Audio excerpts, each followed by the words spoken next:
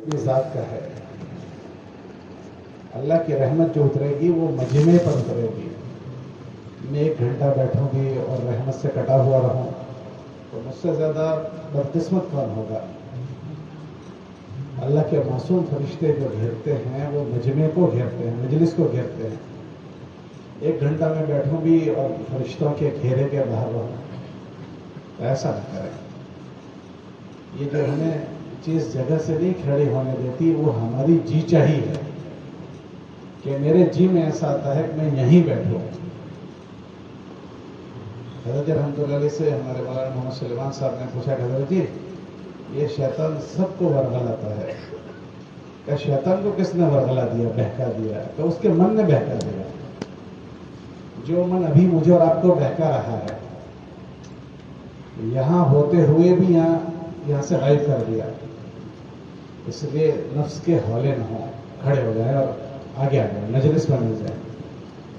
Mic لگی ہوئی ہے، آواز تو پہنچ جائے گی. مگر مجھے کیا ملا؟ اللہ نے ہم سے عمل کی اچھائی مانگی ہے. تو ہم دور دور بیٹھے رہیں، یہ عمل کی اچھائی نہیں ہے. اللہ قرآن میں فرماتے ہیں میں دیکھوں گا کہ کون اچھا عمل کرتا ہے. تو عمل ہو جانا کافی نہیں، عمل کے اندر اچھائی ہونا یہ ضروری ہے. نماز پڑھنا کافی نہیں ہے، اچھی نماز ہونا ضروری ہے. اچھی نماز آسمانوں پر جاتی ہے، ورنہ بعض نماز ایسی بھی ہوگی جو منہ پر ماری جائے گی. تو نماز تو ہوئی مگر منہ پر ماری گئی کیونکہ اچھی نہیں ہے. ایسے ہماری اجتماع کی حاضری کافی نہیں ہے، حاضری کو اچھی بنائیں. اپنے دل سے کہیں کہ تو کتنا سخت دل آدمی ہے، تجھے اللہ کے لیے بلایا جاتا ہے پھر بھی تیرا دل نہیں نرم ہوتا. اپنی ذات سے کہیں میں اپنے لیے آپ کو نہیں بلا رہا ہوں، جس اللہ کے لیے بلا رہا ہوں اس کو سوچو. اللہ کے لیے بلا رہے ہیں، اللہ کے نبی علیہ السلام کی بات کے لیے بلا رہے ہیں. اپنے دل سے کہو کہ تو کتنا سخت دل آدمی ہے کہ تجھے اللہ کے لیے بلایا جا رہا ہے پھر بھی تو اپنی جگہ سے کھڑا نہیں ہوتا، مجمع میں نہیں آتا. تھوڑی سی ہمت کر لیں اور بھی ہمت کر لیں. ماشاء اللہ دیکھو لوگ کھڑے ہونا شروع ہوئے، آگے آنا شروع ہوئے. ہر آدمی اپنے آپ کو کہے کہ یہ تجھ سے کہا جا رہا ہے تو اپنے آپ کو شقی نہ بنا، محروم نہ بنا، سخت دل نہ بنا. اپنی تشکیل خود کریں، کسی کو ہمیں کہنے کا کوئی حق نہیں. اور ہمت کر لیں، کھڑے ہو جائیں، آگے آ جائیں. تھوڑی سی قربانی پر بہت خیر ہمارے لیے ہو جائے گی. اور ہمت کر لیں. یہ ہمارے جو اجتماع ہوتے ہیں وہ انہی کیفیتوں کو پیدا کرنے کے لیے ہوتے ہیں. اللہ نے ہم سے قرآن میں فرمایا کہ ایمان والو اسلام میں پورے داخل ہو جاؤ. ادخلوا فی السلم کافہ. ہم ایمان والوں سے یہ بات کہی کہ جو مسلمان ہو چکے ہیں ابھی ہمارے اندر پورا اسلام نہیں ہے. ہم سے یہ تقاضا کیا گیا کہ اسلام میں پورے داخل ہو جاؤ. کہ جی چاہا تو کر لیا، جی نہیں چاہا تو چھوڑ دیا. جب تک جی چاہا کر لیا، جب جی نے نہیں چاہا تب چھوڑ دیا. کہ یہ سب کیا چیزیں ہیں؟ کہ یہ جی چاہیے. نبیوں کی جو محنت ہے وہ جی چاہیوں سے رب چاہی کی طرف جانے کی محنت ہے. حیات الصحابہ میں حضرت نے ایک باب باندھا ہے، خروج من الہوی الی الہدی. جی چاہی سے رب چاہی کی طرف جانا. آدمی 2 چیزوں میں ہی ہوتا ہے، تیسری کوئی چیز نہیں ہوتی. کہ اپنے کام کاج میں، اپنے کام کرنے میں یا تو وہ یہ دیکھے گا کس کام کے کرنے میں اللہ کا کیا حکم ہے اور نبی کا کیا طریقہ ہے. اپنے کام کو وہ اللہ کے حکم اور نبی کے طریقے کے مطابق کرے گا. یہ کیا ہوا کہ یہ رب چاہی کے مطابق ہوا. دوسری کیا شکل ہوگی کہ اس کے من میں جو آئے گا وہ کرے گا، اس کے جی میں جو آیا وہ. جیسے ابھی دور دور ہم بیٹھے ہیں، یہ جی میں آیا ہے. اللہ کے نبی علیہ السلام نے آدمی اپنے جی کے حوالے ہو اس سے پناہ مانگی ہے. کیوں؟ کتابوں میں آتا ہے کہ جو نفس کے حوالے ہو گیا نفس اس کو گناہوں کی طرف لے جائے گا. ان النفس لامارۃ بالسوء. کہ آدمی کو اس کا نفس جہنم کی طرف لے جاتا ہے. ہمارے نبی علیہ السلام نے نفس کے حوالے ہونے سے پناہ مانگی کہ اللہ تو مجھے ایک پل جھپکنے کے برابر بھی نفس کے حوالے نہ کر. اللہم لا تکلنی الی نفسی طرفت عین، پل جھپکنا، کہ اگر اتنی دیر بھی کوئی اپنے من کے حوالے ہو گیا تو گیا. اسی کو سمجھنا ہے، اس کی مشق کرنی ہے زندگی میں. اس کو ایسا سمجھنا ہے کہ اس کے علاوہ کوئی چیز ہو جائے تو ہماری طبیعت ہل جائے کہ میں کہاں چلا گیا. جیسے ایک آدمی غلط راستے پر چڑھ جاتا ہے تو 50,000 روپے کی نہیں 50 لاکھ کی گاڑی اس کے پاس ہے، لیکن مرنے میں چڑھ گیا تو اس کو چین نہیں ہوگا. 50 لاکھ کی گاڑی میں بھی چین نہیں ہوگا، کیونکہ وہ جانتا ہے کہ اس کا انجام کیا ہوگا. اگر میں پکڑا گیا تو یہ بھی ہو سکتا ہے، یہ بھی ہو سکتا ہے، یہ بھی ہو سکتا ہے. ایسے زندگی غلط رخ پر پڑ جائے تو اس کو چین نہ آئے کہ اس میں کچھ بھی ہو سکتا ہے. کیوں؟ کہ میری زندگی کی لگام میرے ہاتھ میں نہیں، میرے پیدا کرنے والے کے ہاتھ میں لگام ہے. وہ میری زندگی کے ساتھ کچھ بھی کر سکتا ہے. تو آدمی ڈرنے لگے،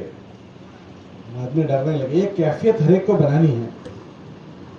جب یہ کیفیت بن جاتی ہے تو آدمی کرنے کے کاموں کو کرنے میں لگتا ہے، نہیں کرنے کے کاموں سے بچتا ہے.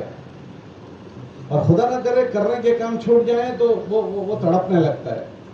نہیں کرنے کے کام ہو جائیں تو بے چین ہو جاتا ہے. یہ کیفیت پیدا ہونا، یہ اس کو کہتے ہیں ایمان کی نشانی ہے. یہ اگر کسی کو پرکھنا ہے کہ میں کتنا مسلمان ہوں تو میرے کرنے کے کاموں کے بعد میرے دل کی کیا کیفیت بن رہی ہے. نہ کرنے کی چیز ہونے کے بعد میرا دل کتنا بے چین ہوتا ہے. اذا سرت کا حسنۃ وَإِذَا سَاءَتْكَ سَيِّئَةٌ فَأَنْتَ مُؤْمِنٌ، کہ تجھے تیری نیکی خوش کرے اور تجھے تیرا گناہ غمگین کرے تو سمجھ لے تو مومن ہے. آدمی سے نیکی ہوئی کوئی خوشی بھی نہیں ہے، گناہ ہو رہے ہیں کوئی دکھ بھی نہیں لگ رہا.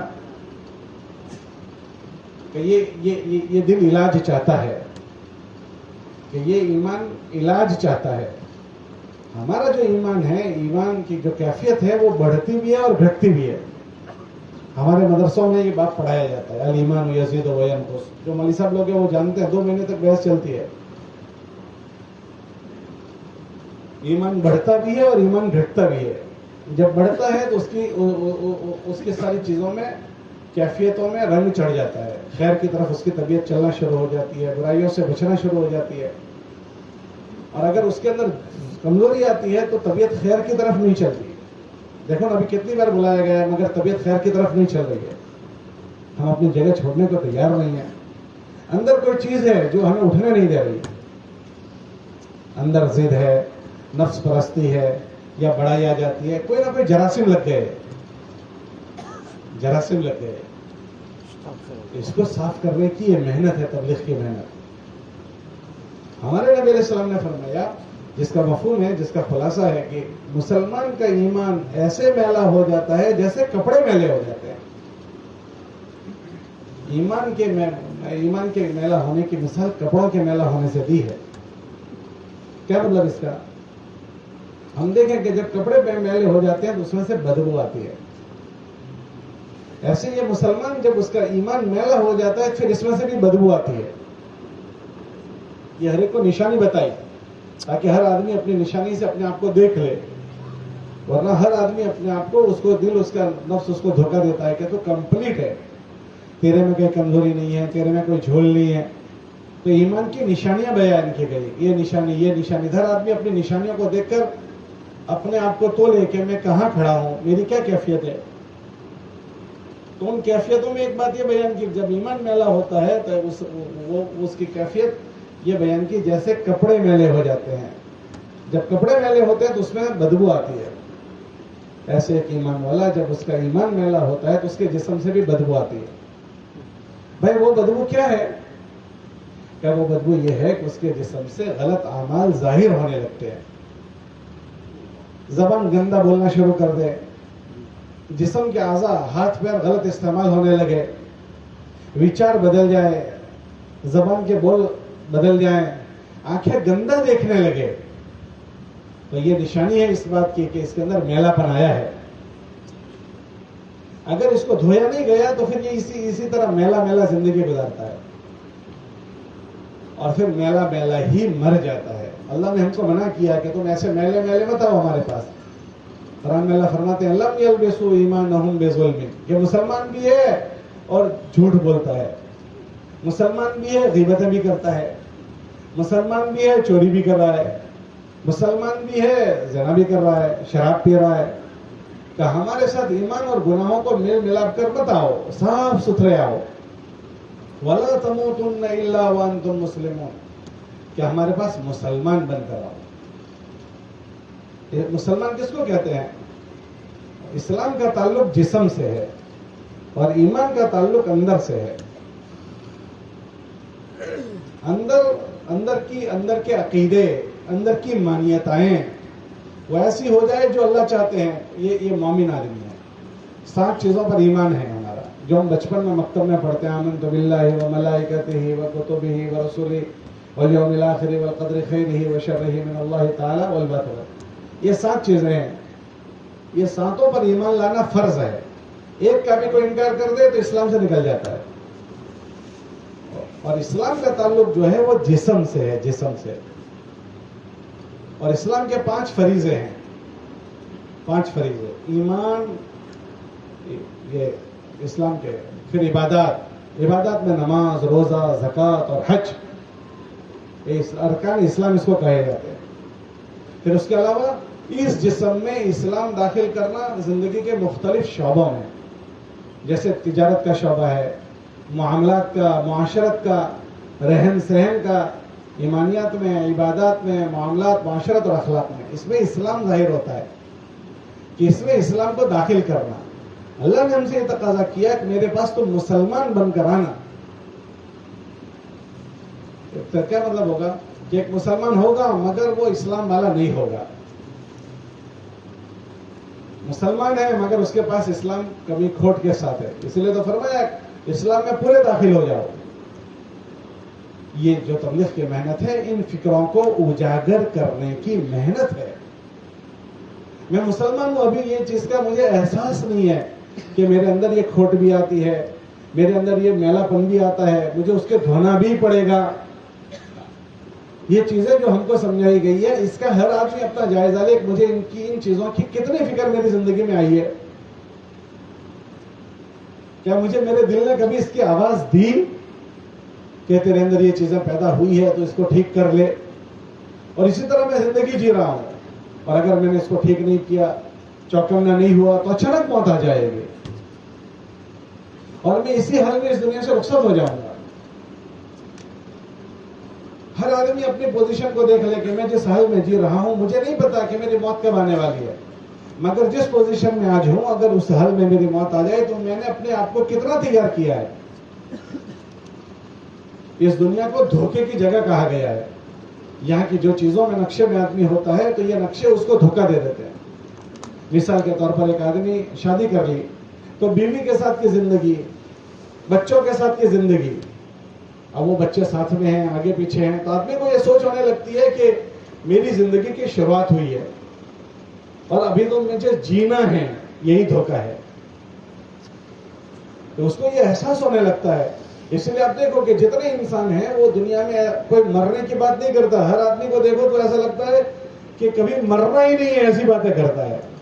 گھر بناتا ہے تو ایسا بناتا ہے کبھی گھر کو پرانا ہی نہیں ہونا. گھر بناتا ہے تو ایسی مضبوط شکلیں بناتا ہے کہ کبھی اس کو چھوڑ کر جانا ہی نہیں ہے. کاروبار کی ایسی شکلیں قائم کرتا ہے کہ وہ ایسا سمجھتا ہے کہ میں بہت لمبا زمانہ اس میں رہوں گا، حالانکہ اچانک چلتے چلتے چلا جاتا ہے. کبھی آپ کے یہاں کے ایک بڑے ذمہ دار ساتھی چلے گئے، وہ ہمارے ساتھ 2 مہینے آتے تھے خدمت میں، بہت خدمت گزار آدمی تھے.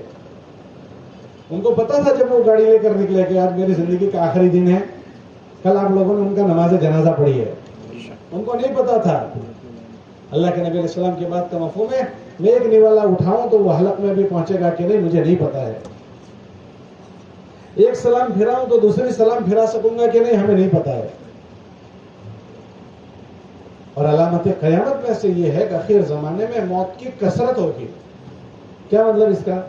کہ پہلے محلے میں ہفتے میں ایک مرتبہ اعلان خبر سنتے تھے فلاں کا انتقال ہو گیا. اب روز سنتے ہیں کہ فلاں محلے میں فلاں کا انتقال ہو گیا. روز مسجدوں سے اعلان ہوتا ہے. ورنہ پہلے تو ہفتے میں ایک اعلان ہوتا تھا. کثرت اموات ہوگی آخر زمانے میں. پھر دوسرا کہ اچانک کی موتیں ہوگی، اچانک کی موتیں، اچانک کی موتیں ہوگی. اور تیسرا کہ جوانوں کی موتیں ہوگی. یہ بھی نشانی قیامت کی نشانیوں میں سے ہے. آدمی کو نہیں پتا کس سال کے میرا نام زندوں میں آیا ہے یا مردوں میں. ہم نے تو پتہ نہیں کیا کیا نقشے سجا کر رکھے ہیں. ہاں ہمارے وہاں رمضان میں ایک ساتھ تھے، وہ مردوں کو غسل دیتے تھے. تو ہم لوگ مشورے میں جا رہے تھے تو وہ داخل ہوئے. میں نے کہا کہاں سے آئے حاجی صاحب؟ کہا جامع مسجد کے وہاں ایک آدمی کا انتقال ہو گیا تھا، اس کو غسل دینے گیا تھا. کب ہے نماز جنازہ؟ عشاء کے بعد. جب پڑھنے گئے نماز جنازہ تو 2 جنازے تھے. میں نے پوچھا دوسرا جنازہ کس کا ہے؟ کہ جس نے غسل دیا تھا اس کا ہے. یہ موت ہم سب سے اتنی قریب ہے. تو ہر آدمی اپنے آپ کو سوچے کہ اگر میری آج موت آ جائے تو میں نے اپنی آخرت کیسی کتنی بنا رکھی ہے. اصل ہمارا مسئلہ آخرت کا ہے. ہم روزانہ اس آخرت کی طرف جا رہے ہیں،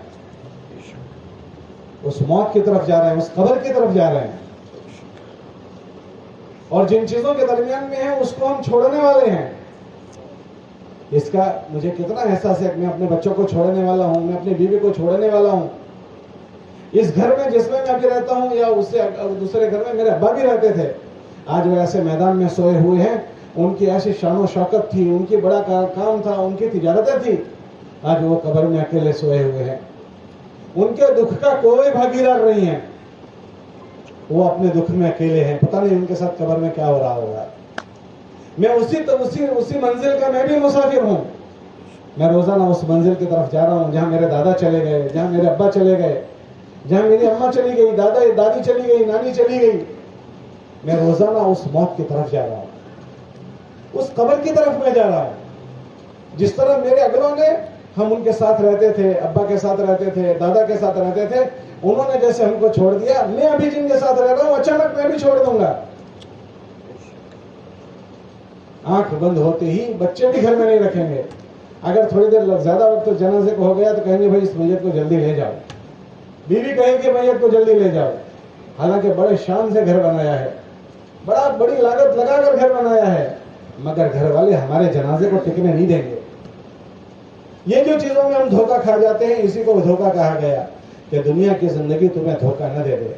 لا یغرنکم باللہ الغرور، لا یغرنکم الحیات الدنیا، کہ تمہیں دنیاوی زندگی دھوکہ نہ دے دے. دھوکہ دینے والی دنیا دھوکہ نہ دے دے. اس دنیا میں بیوی بھی ہے، اس دنیا میں بچے بھی ہیں. ہزاروں لوگ دنیا میں ایسے ملیں گے کہ جنہوں نے بیوی کے لیے اللہ کو ناراض کر دیا. ہزاروں لوگ ایسے ملیں گے کہ جنہوں نے بچوں کے لیے اللہ کو ناراض کر دیا، کہ بچوں کو خوش کرنے کے لیے اللہ کو ناراض کر رہے ہیں، بیوی کو خوش کرنے کے لیے اللہ کو ناراض کر رہے ہیں، رشتہ داروں کو خوش کرنے کے لیے اللہ کو ناراض کر رہے ہیں. اور کتابوں میں آتا ہے کہ جب کوئی بندہ لوگوں کو، مخلوق کو راضی کرنے کے لیے اللہ کو ناراض کرتا ہے تو اللہ تو ناراض ہو ہی گیا، اللہ تھوڑے دنوں میں ان کو بھی ناراض کر دے گا. ان سب کے دل اللہ کی 2 انگلیوں کے بیچ میں ہے. اگر اللہ ان کے دلوں میں محبت ڈالیں گے تو محبت ان کے اندر سے چھلکے گی، ورنہ سگا بھائی بھائی بن جائے گا. آن کی آن میں اللہ دشمنی ڈال دیں گے. کہ دلوں میں محبت اور دشمنی آسمانوں سے اترتی ہے.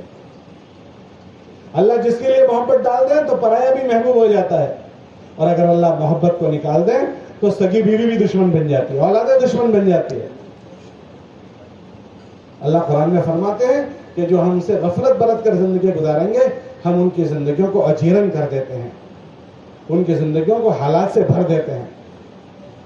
مولانا محمد عمر صاحب رحمۃ اللہ علیہ فرماتے تھے پھر حالات ایسے ہو جاتے ہیں کہ آدمی گھر ہوتے ہوئے بے گھر ہو جاتا ہے، بیوی کے ہوتے ہوئے بغیر بیوی کا ہو جاتا ہے، بچوں کے ہوتے ہوئے بغیر بچوں کا ہو جاتا ہے، کماتے کماتے کنگال ہو جاتا ہے، کماتے کماتے قرضدار ہو جاتا ہے. جس شکل کو مالدار بننے کے لیے بنایا تھا اس شکل نے اس کو مالدار نہیں بنایا، اس شکل نے اس کو قرضدار بنا دیا. یہ کیا ہوا کہ یہ اللہ کی طرف سے ہمارے خلاف نظام شروع ہوا ہے.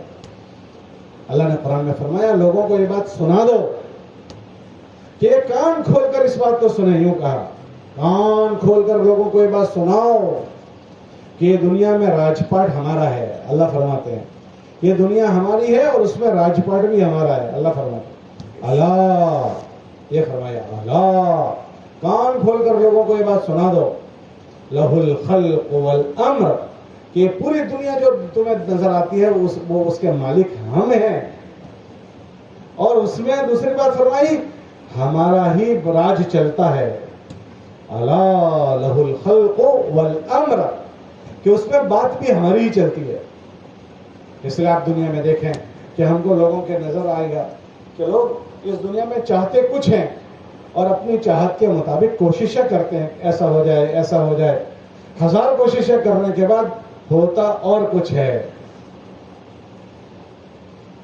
یہ اور جو کچھ ہوا اس نے ہمیں بتایا کہ یہاں تمہاری نہیں چل رہی. اگر تمہاری چلنی ہوتی تو یہ چیز ایسی ہوتی جیسی تم چاہتے ہو. اور یہ دور دیکھنے کی ضرورت نہیں ہے. اگر اندر عبرت کی آنکھیں کھلی ہوئی ہے تو اللہ پاک نے جب واقعات بیان کیے اگلی قوموں کے، تو واقعات بیان کرنے کے بعد ایک آیت اللہ لاتے ہیں، اے عبرت کی نگاہ رکھنے والوں، اس سے عبرت لو، اعتبروا یا اولی الابصار، اے عقل کی آنکھ رکھنے والوں اس سے عبرت لو. یہ کوئی قصہ کہانی نہیں ہے، یہ کوئی قصہ کہانی نہیں ہے. یہ واقعات اس لیے سنایا تھا کہ بعد والے ان اگلے واقعات کے ذریعے سے عبرت لیں، عبرت پکڑیں. کہ اس زمانے میں بڑی بڑی طاقت والے اور بڑی بڑی شکلوں والوں کو اللہ نے توڑا. ہمارے نبی علیہ السلام نے دعا کی تھی کہ میری قوم، میری امت اجتماعی طور پر ہلاک نہ ہو جائیں. تو ان پر اجتماعی حالات تو نہیں آ رہے، لیکن ہمارے جتنے سنجوگ ہیں، آپ آج مارکیٹ میں دیکھو گے تو اکثر لوگوں کے سنجوگ خراب ہیں. بولو صحیح کہہ رہا ہوں غلط کہہ رہا ہوں؟ انفرادی دیکھو تو، اجتماعی دیکھو تو بعض لوگوں کے حالات سامنے آ جاتے ہیں، بعض لانا نہیں چاہتے ہیں، بعض کہہ دیتے ہیں، بعض کہہ نہیں پاتے. لیکن جس سے بھی ملو ایسے ایسے حالات سے بیچارے گزر رہے ہیں کہ نہ کہے بنے نہ سہے بنے. تو کیا اللہ بندوں پر ظالم ہے کہ ایسے حالات بنا دیے؟ اللہ قرآن میں فرماتے ہیں میں بندوں کے حق میں ظالم نہیں ہوں. وما ربک بظلام للعبید، کہ تمہارا اللہ تم پر ظالم نہیں ہے. تو پھر یہ سنجوگ کیوں خراب ہو رہے ہیں؟ تو اللہ نے اس کا جواب قرآن میں یہ دیا کہ لوگوں کو سنا دو، اگر تمہارے حالات اور سنجوگ خراب ہوئے ہیں یہ تمہاری کرتوتوں کی سزائیں ہیں. ما اصابکم من مصیبت فبما کسبت ایدیکم، کہ اگر تمہارے حالات خراب ہوئے ہیں تو تم یقین مانو کہ تم نے کوئی حرکتیں کی ہے جن حرکتوں کی وجہ سے اللہ نے یہ سنجوگ خراب کیا ہے. اللہ کسی کے حق میں ظالم نہیں ہے. اللہ نے ظلم کو اپنے اوپر حرام کر دیا ہے. اللہ کسی کے لیے ظالم نہیں ہے. اللہ تو قرآن میں فرماتے ہیں کہ اگر یہ زمینوں والے بات سمجھ لیں، بات مان لیں اور وہ باتوں پر آ جائیں جو چاہتا ہوں، تو ان کے لیے آسمانوں سے برکتوں کے دروازے کھول دیں. وَلَوْ أَنَّ أَهْلَ الْقُرَىٰ آمَنُوا وَاتَّقَوْا لَفَتَحْنَا عَلَيْهِمْ بَرَكَاتٍ مِّنَ السَّمَاءِ، کہ آسمانوں سے ان کے لیے برکتوں کے دروازے کھول دیں اگر یہ زمینوں والے بات مان لیں. یہ مبارک محنت کے راستے سے یہی باتیں سمجھانی ہیں. اکثر جب دین کی باتیں ہوتی ہے تو آدمی کا یہ ذہن ہوتا ہے کہ تبلیغ والے موت کے بعد کی باتیں کرتے ہیں، جنت کی جہنم کی، کہ بھئی موت کے بعد کی تیاری کرو. ہاں یہ بات صحیح ہے کہ موت کے بعد کی اصل زندگی ہے، مگر خالی بات یہ نہیں ہے کہ موت کے بعد کی بات ہو رہی ہے. جو زندگی کی بات کہی جا رہی ہے اگر وہ وجود میں آ گئی تو جس زندگی سے اللہ موت کے بعد کی ہمیشہ کی زندگی بنائیں گے، وہ اللہ یہ چند دنوں کی زندگی کے بھی وعدہ فرما رہے ہیں کہ اس کو بھی بنا دیں گے. ہم نے ان دونوں کو الگ سمجھا ہے، یہ دو الگ نہیں ہے. دنیا آخرت کا سایہ ہے، پرچھایا ہے.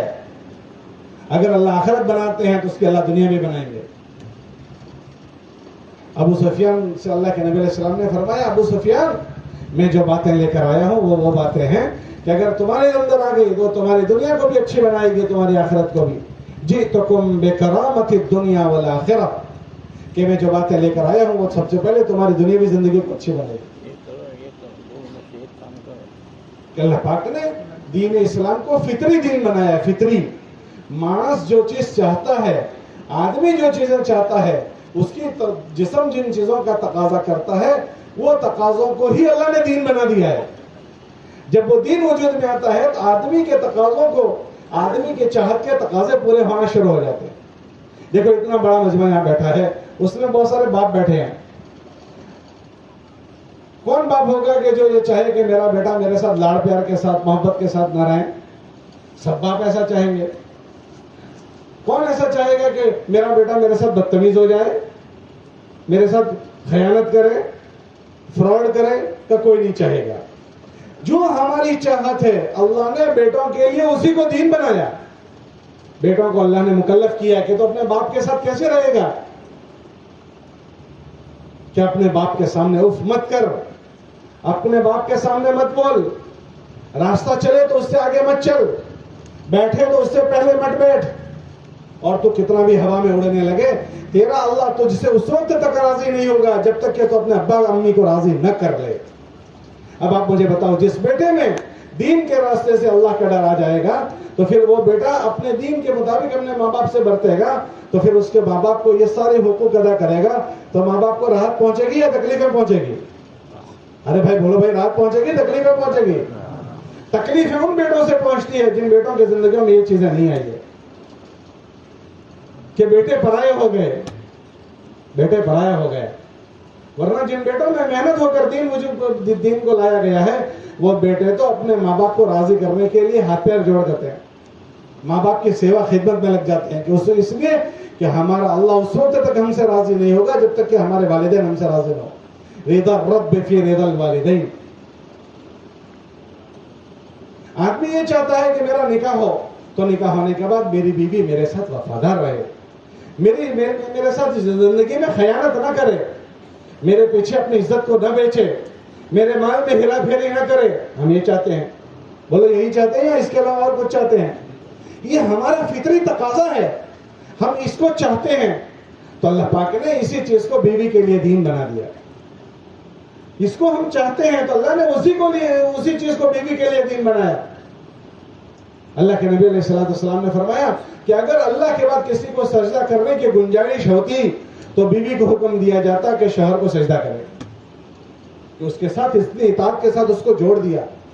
اس بیوی کو یہ بات سمجھائی کہ اگر تم نے اپنے شوہر کو ناراض کیا اور تو رات گزار رہی ہے, اور اگر تیری موت آ گئی تو تجھے جنت کی خوشبو بھی نہیں پہنچے گی. ہم جو چاہتے ہیں اسی چیز کا مکلف بیوی کو اللہ نے بنایا. اب اگر محنت ہو گئی اس بیوی پر اور اس بیوی کو دین سمجھا دیا گیا تو پھر وہ بیوی اپنے شوہر کو جو راحت پہنچائے گی تو کتنا بھی دکھی شوہر ہوگا اس بیوی سے اپنے شوہر کو راحت پہنچے گی. اور اگر وہ چیز نہیں ہے تو بیوی سے بڑا درد سر بھی پھر کوئی نہیں ہے. آپ کوارٹر میں جا کر دیکھ لو, سب سے زیادہ کیس کس کے ہیں؟ کمیاں بیوی کے ہوں گے. آدمی اپنے بچوں کے لیے لڑکی تلاش کرنے جاتا ہے رشتے کے لیے, تو راستے میں سے کہیں سے بھی لے لیتا ہے یا چھان پٹک کر لڑکی لاتا ہے؟ ارے بولو بھائی, چھان پٹک کر لاتا ہے. یہ گھر نہیں, یہ گھر نہیں, یہ گھر نہیں, یہ. چلو بھائی اس چھان پٹک کر گھر میں لائے تو میں آپ سے پوچھتا ہوں کہ ان آنے والی لڑکیوں میں زیادہ تر لڑکیاں ساس اور سسر کے لیے راحت کا ذریعہ ہے یا درد سر بنے ہوئے ہیں؟ ارے بھائی ذرا زور سے بولو بھائی, درد سر ہے یا راحت ہے؟ تو کیسے درد سر ہو گیا؟ چھان پٹک کر لائے تھے. تو اس کا دل بھی اللہ کے ہاتھ میں ہے کہ چھان پٹک کر لائے تھے مگر اللہ نے اس کو مخالف کر دیا. کتابوں میں آتا ہے ہمارے نبی علیہ السلام نے معراج کے موقع پر چند چیزوں کو آسمان پر چڑھتے ہوئے دیکھا اور چند چیزوں کو آسمان سے نیچے اترتے ہوئے دیکھا. تو پوچھا کہ یہ کیا چیزیں چڑھ رہی ہے اور یہ کیا چیزیں اتر رہی ہے؟ تو جبرائیل علیہ السلام نے فرمایا یہ امت کے اعمال ہیں, جیسی وہ چیزیں اوپر بھیج رہے ہیں ان کے لیے آسمانوں سے وہی فیصلے اتر رہے ہیں. اس مبارک محنت کے راستے سے یہ بات سمجھائی جا رہی ہے. تبلیغ کے لیے کسی سے وقت نہیں مانگا جاتا, تبلیغ کو کسی کی ضرورت نہیں, نہ میری نہ آپ کی. تبلیغ تو اللہ نے جب سے اس دنیا کو بنایا ہے تب سے تبلیغ چل رہی ہے. جتنے نبی آئے وہ سب تبلیغ کرتے تھے اور تبلیغ ان کے بعد اللہ نے اس کے سلسلے کو چلایا اور ہمارے نبی کو گئے ہوئے 1400 سال ہو گئے, تب سے آج تک تبلیغ چل رہی ہے.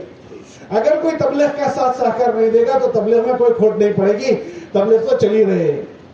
تو پھر کیا بات ہے کہ ہر ایک سو بات کہی جا رہی ہے کہ تبلیغ پر کوئی رحم نہ کھائے, جو رحم کھانا چاہتا ہے وہ اپنے اوپر رحم کھائے.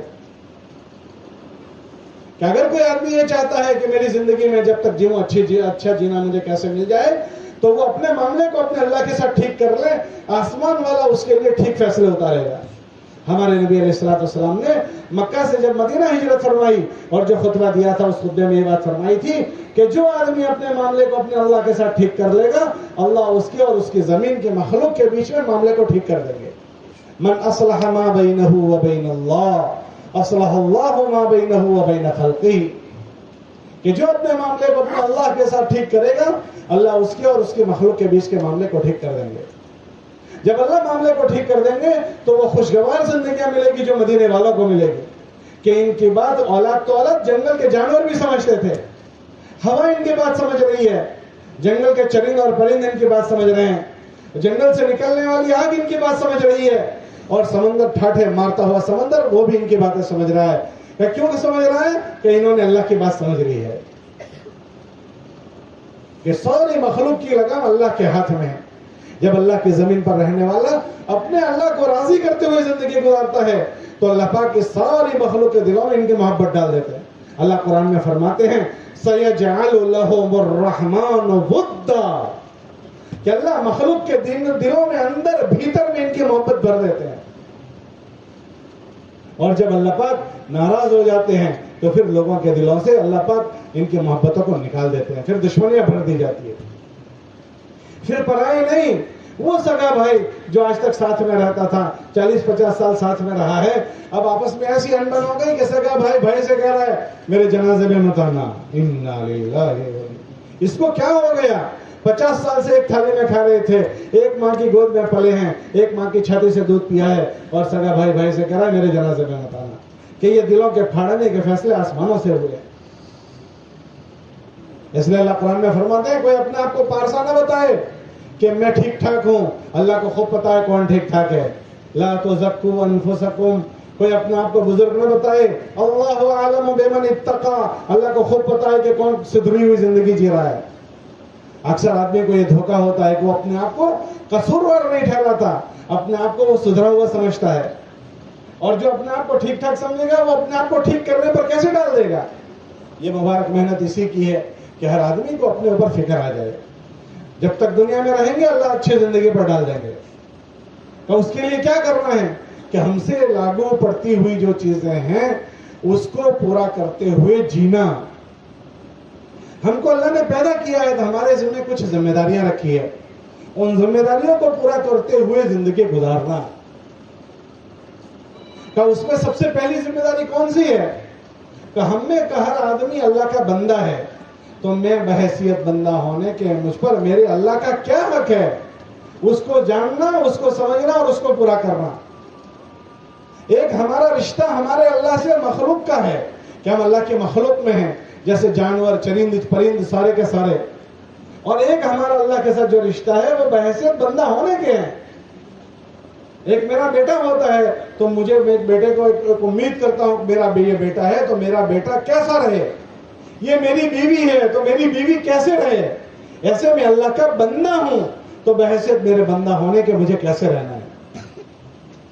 اللہ قرآن میں فرماتے ہیں کہ ہم یہ چاہتے ہیں کہ تم بندے بن کر رہو، کونوا عباد اللہ، کہ ہر آدمی اللہ کا بندہ بن کر رہے، یا تو آدمی اپنے من کا بندہ ہوگا یا اللہ کا بندہ ہوگا، دو میں سے کسی ایک کا بندہ ہوگا۔ اکثر اگر غور کیا جائے گا تو آدمی اللہ کی بندگی پر باقی نہیں ہے، آدمی اپنی جی چاہیے اپنے من کا بندہ بن چکا، کپڑے اپنے من کے مطابق بنا رہا ہے، بچوں کی تربیت اپنے من کے مطابق کرتا ہے، بچوں کی اسکول کے انتخاب اپنے من کے مطابق کرتا ہے، بچیوں کے رشتے اپنے من کے مطابق کرتا ہے، بچوں کے رشتے اپنے من کے مطابق کرتا ہے، کاروبار کا نظام اپنے من کے مطابق کرتا ہے، رشتہ داروں سے ویوہار اپنے من کے مطابق کرتا ہے، پڑوسیوں سے معاملہ اپنے من کے مطابق کرتا ہے۔ آپ اگر غور کریں گے تو ہماری زندگیوں میں جی چاہیاں داخل ہو چکی ہے، قدم قدم پر جی چاہیاں داخل ہو چکی ہے۔ اس مبارک محنت کے ذریعے سے یہ بات سمجھائی جا رہی ہے کہ سب سے پہلے اس کا دکھ سمجھے کہ اگر کوئی آدمی جی چاہیوں میں داخل ہو گیا تو وہ کتنے بڑے ہلاکت کے راستے میں پہنچ گیا کہ اپنے اللہ کی رحمت سے کٹ جائے گا کہ یہ جی چاہی میں داخل ہو گیا۔ ہمارے نبی علیہ السلام نے اللہ سے پناہ مانگی کہ مجھے اپنے نفس کے حوالے نہ کر، اللہم لا تکلنی الی نفسی طرفۃ عین۔ اس لیے اللہ کے نبی علیہ السلام کے زمانے میں مرد بھی اللہ کے نبی کے پوچھنے جاتے تھے کہ اللہ کے نبی علیہ السلام مجھے یہ کیسے کرنا ہے. اس زمانے کی عورتیں حضور کے پاس جا کر پوچھتی تھی کہ یہ چیزیں ہمیں کیسے کرنی ہے. ہم نے برادری کا کلمہ نہیں پڑھا, ہم نے خاندان کا کلمہ نہیں پڑھا, ہم نے کسی قوم کا کلمہ نہیں پڑھا, ہم نے محمد الرسول اللہ صلی اللہ علیہ وسلم کا کلمہ پڑھا ہے. تو پھر ہماری ساری چیزیں محمد الرسول اللہ کے تابع ہوگی, پھر برادری کے تابع نہیں ہوگی, لوگ کیا کہیں گے اس کے تابع نہیں ہوگی.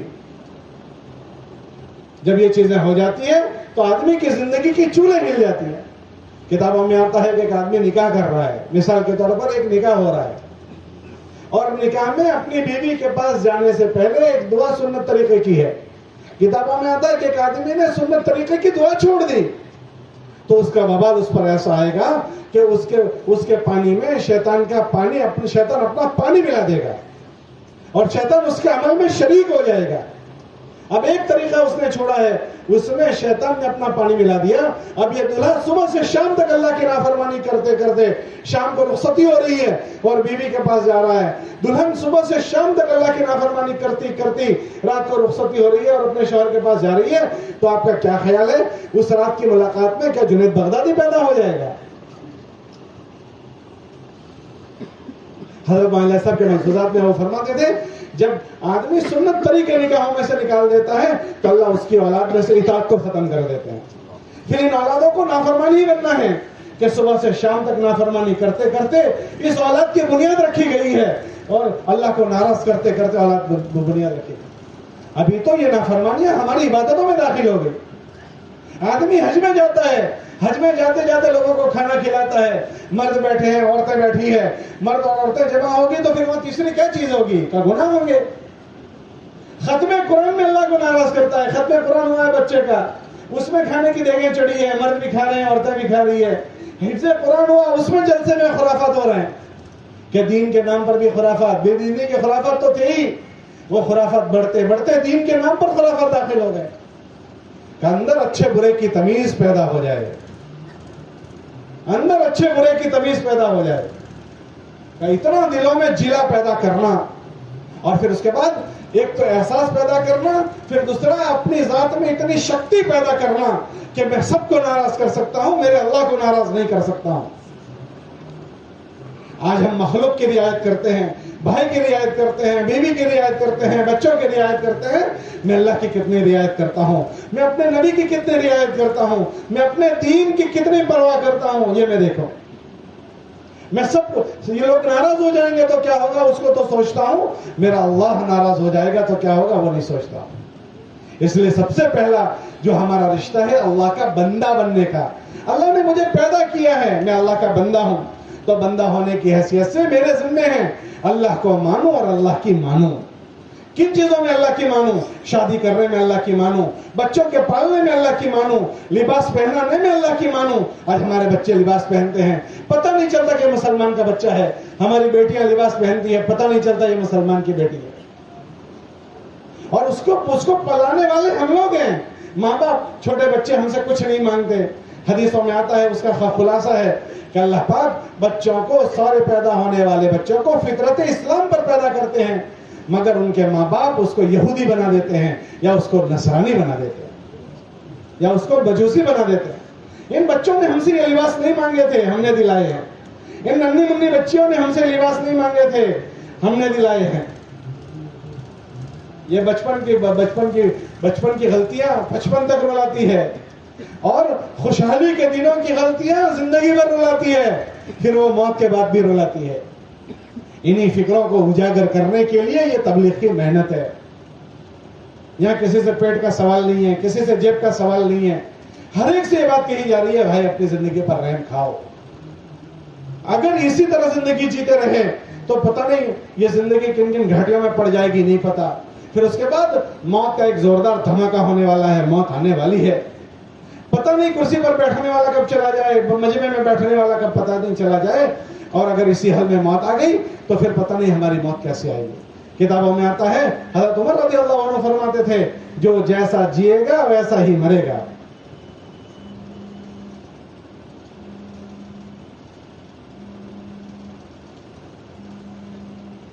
ہم کو یہ دھوکہ نہ ہو جائے کہ میں مسلمان ہوں तो मैं मुसलमान ही मर जाऊंगा। ना, हज़रत उमर रज़ी अल्लाह तआला ने बात फरमाते थे, तुम ऐसे मरोगे जैसे जी रहे हो।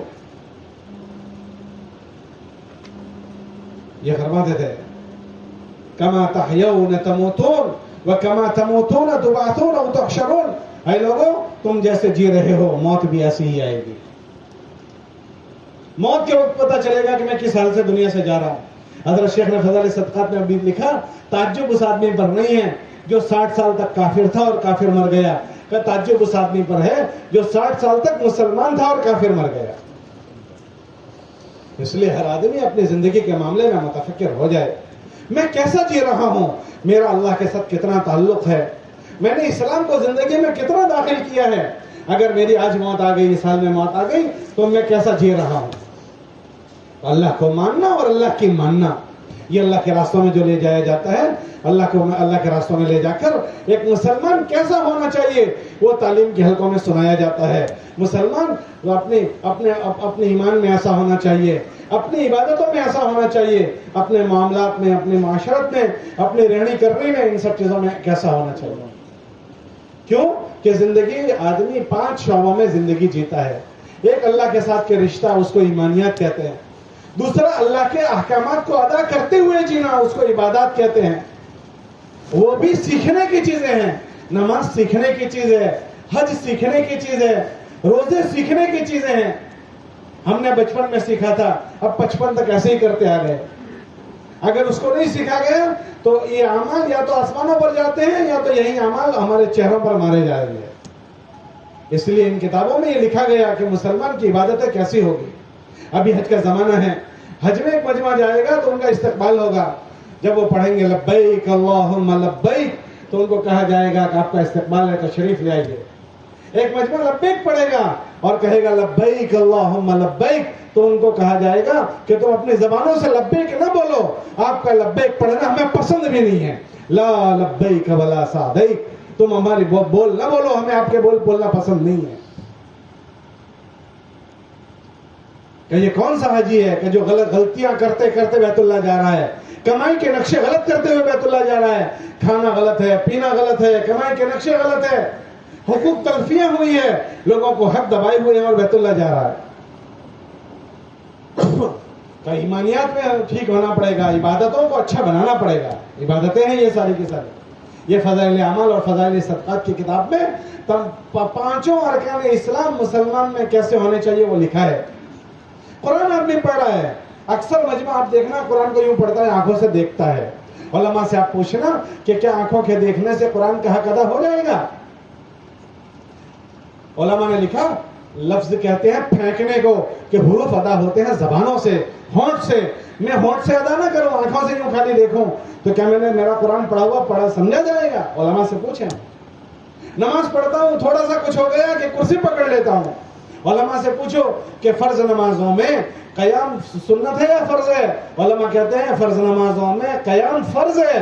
अगर मुझे मुफ्ती साहब ने इजाजत नहीं दी कुर्सी पकड़ने की और मैंने थोड़ा सा मसला हुआ और बहाना बना लिया और कुर्सी पकड़ ली, हालांकि मैं कुर्सी पर नमाज के अलावा नीचे बैठकर खाना भी खाता हूँ, खड़ा भी होता हूँ और सारे काम करता हूँ और नमाज में कुर्सी पकड़ लेता हूँ, तो भाई उलमा से पूछो क्या छूटा, क्या इसका फर्ज छूट गया। अब जिसका फर्ज छूट गया क्या उसकी नमाजें हो जाएगी। ये हमें सीखना पड़ेगा।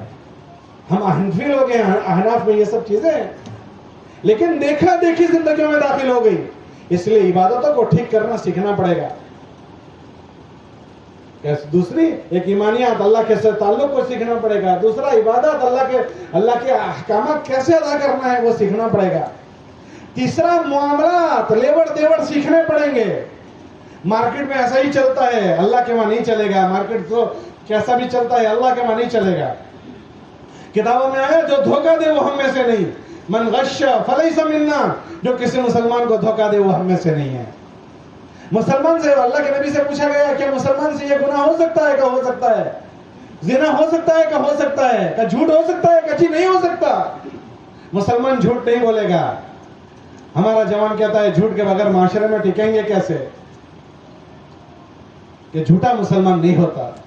क्या हमारा माल बिके ना बिके, मैं भाव मुताल में झूठ नहीं बोलूंगा।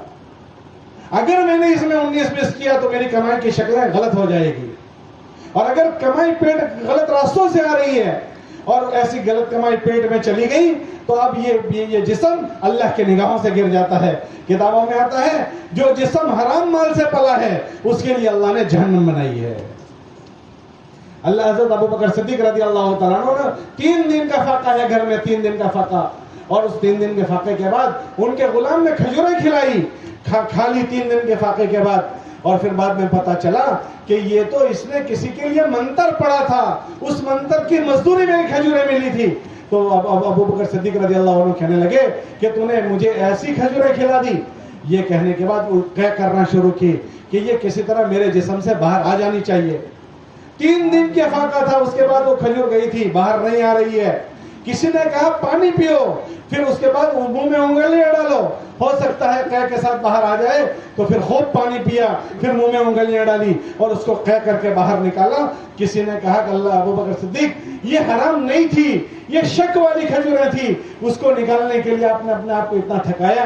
تو فرمانے لگے اگر یہ میری جان کے ساتھ نکلتی تو میں اس کو اپنی جان کے ساتھ بھی نکالتا, کہ میں نے اللہ کے نبی علیہ السلام سے سنا ہے جو جسم حرام مال سے پلا ہے اس کے لیے اللہ نے جہنم بنائی ہے. جب ان چیزوں کا احساس ہوگا تو پھر ہماری کمائی کے رکشوں میں غلط نہیں داخل ہونے دیں گے, دھوکہ نہیں ہوگا, فراڈ نہیں ہوگا, مالوں کی ہیرا پھیری نہیں ہوگی, میراث کے مال نہیں دبائیں گے, حق تلفیہ نہیں ہوگی, بھائی بہنوں کے حقوق کو نہیں دبایا جائے گا. بھائی بہنوں کے حقوق کی پائمالی ہو رہی ہے, میراث کے مال ابا نے دبا دیا تھا, میرے ابا اگر مال دبا کر گیا ہے, میرا ابا ظالم ہے, اب وہ میراث میں مجھے دے کر گیا, میں نہیں دوں گا, میں بھی ظالم ہوں. اللہ کے نبی علیہ السلام کے پاس کوئی جنازہ آتا تھا تو اللہ کے نبی علیہ السلام پہلے پوچھتے تھے کہ اس میں کسی کی اس کے ذمہ کسی کا مالی حق تو نہیں ہے. اگر مالی حق ہوتا تھا تو اللہ کے نبی علیہ السلام یہ فرماتے تھے کہ اس کا حق میں ادا کروں گا, پھر نماز جنازہ پڑھتے تھے. اگر اللہ کے نبی علیہ السلام کے پاس وہ نہیں ہوتا تھا تو پھر پوچھتے تھے کہ مال ادا کرنے کا میرے پاس گنجائش نہیں ہے, اس مجمع میں کوئی ہے جو اس کا مال ادا کر دے, کوئی ہے جو ادا کر دے. اگر کوئی کھڑا ہو کر کہتا کہ اللہ کے نبی علیہ السلام میں اس کا قرضہ اپنے ذمہ لیتا ہوں, تو اللہ کے نبی علیہ السلام اس کی نماز جنازہ پڑھتے تھے. ورنہ اللہ کے نبی علیہ السلام مجمع سے کہتے تھے کہ جاؤ تم ہی اس کی نماز جنازہ پڑھ لو, میں نہیں پڑھتا ہوں. یہ تھوڑے دنوں کی زندگی ہے, یہ معاملات کو صاف کرنا ہے. ہمارے نبی علیہ السلام خاتم النبیین ہیں. اپنے دنیا سے رخصت ہونے سے پہلے 5 دن بیمار رہے. جمعرات کے دن قبرستان گئے تھے ایک جنازے کو دفن کرنے کے لیے. اسی قبرستان میں سر میں درد شروع ہو گیا.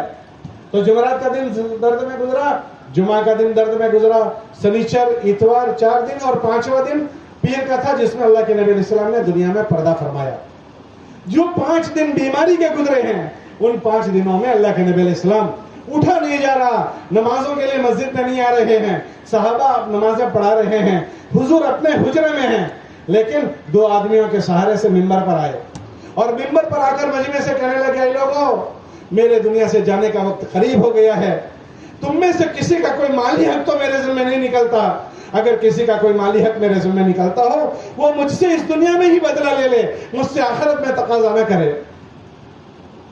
پہلے دن آئے اور اعلان کیا اور واپس چلے گئے, کسی نے تقاضا نہیں کیا. دوسرے دن پھر تشریف لائے اور تشریف لا کر ممبر پر کھڑے ہو کر کہا اے لوگو, تم میں سے کسی کا کوئی مالی حق تو میرے ذمہ نہیں نکلتا, اگر نکلتا ہو تو مجھ سے دنیا میں ہی لے لے, آخرت میں تقاضا نہ کرے. ایک صحابی رضی اللہ عنہ بیٹھے تھے, انہوں نے فرمایا اللہ کے نبی علیہ السلام میں 1 روپیہ آپ کے پاس مانگتا ہوں.